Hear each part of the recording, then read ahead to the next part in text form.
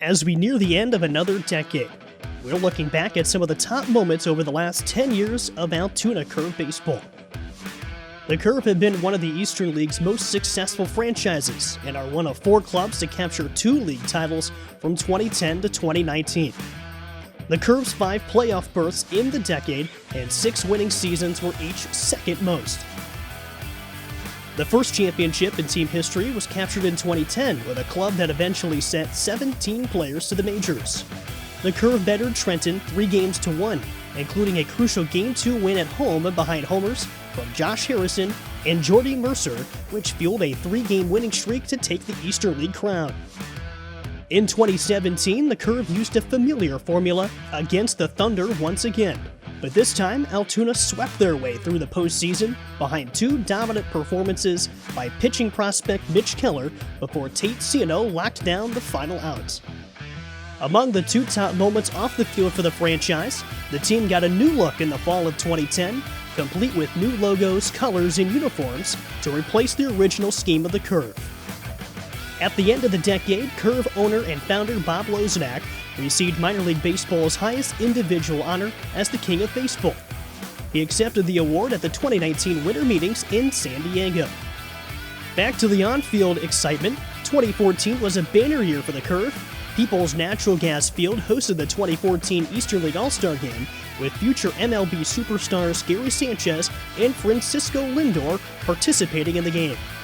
The Western Division was victorious 5-2 thanks to a monstrous grand slam by Erie's Stephen Moya.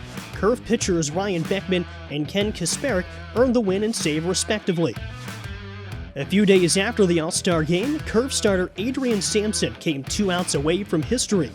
He pitched 8 1/3 hitless innings against the Bowie Bay Sox before Mike Yastrzemski doubled to left field to end the no-hit bid. Sampson finished the complete game 1 hitter for a Curve win, and to this day it is the closest the Curve have come to an individual no-hitter. 2 more individuals set records that may never be touched again during the decade. Michael Ryan managed the Curve for 3 seasons, including the 2017 championship year, and became the winningest manager in franchise history in 2019.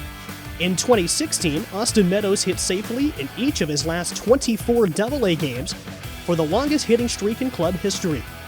As we look back on the last decade, it is impossible to look past the 2013 exhibition game between the Curve and the Pittsburgh Pirates.